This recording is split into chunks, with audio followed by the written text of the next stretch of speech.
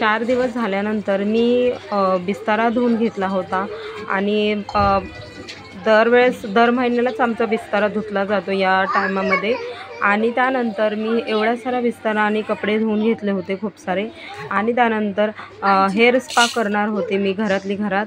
तर इथे जवस आणि पीठ घेतलं होतं गव्हाचं आणि ते शिजवून छानपैकी असं शिजवून घ्यायचं ज्याने ना थिक कन्सिस्टन्सी यावी।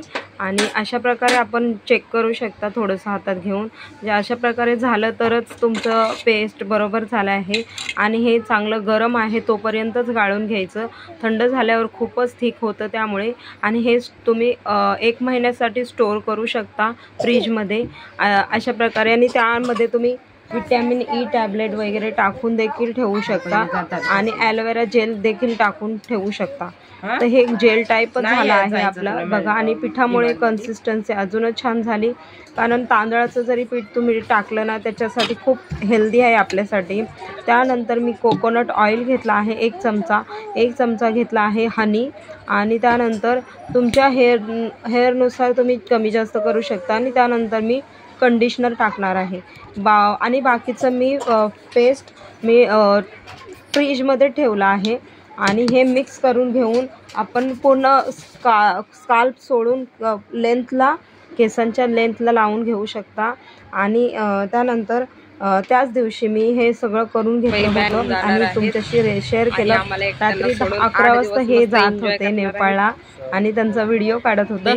ते हसत होते बघा की आम्ही म्हटलं ना त्यांना सोडून झालं यामुळे। त्यानंतर डुग्गू इकडे एक साईडला खेळत होता। नंतर ते आणि त्यांचा फ्रेंड दोघेच जाणार होते।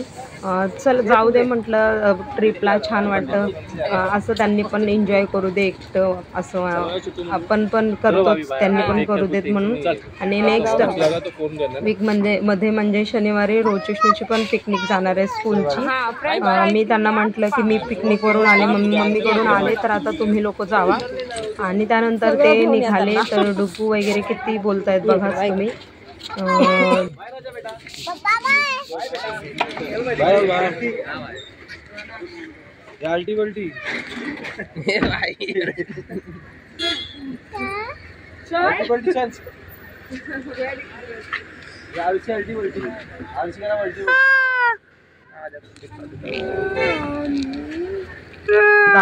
बाय पप्पा चालूच आहे त्यांचं।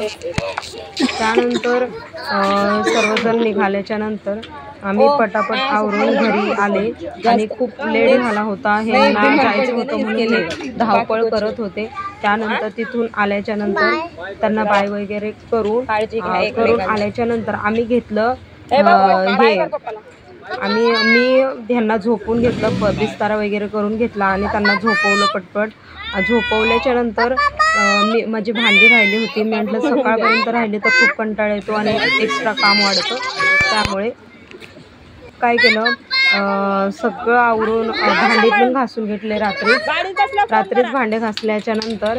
हे बघा बाय किती करतात। सर्व आवरल्यानंतर नाईट स्किन केअर रुटीन केली मी। आणि तुम्हाला कसा वाटला हा ब्लॉग ते नक्की कमेंटमध्ये सांगा। लाईक शेअर सबस्क्राईब करायला विसरू नका। बाय।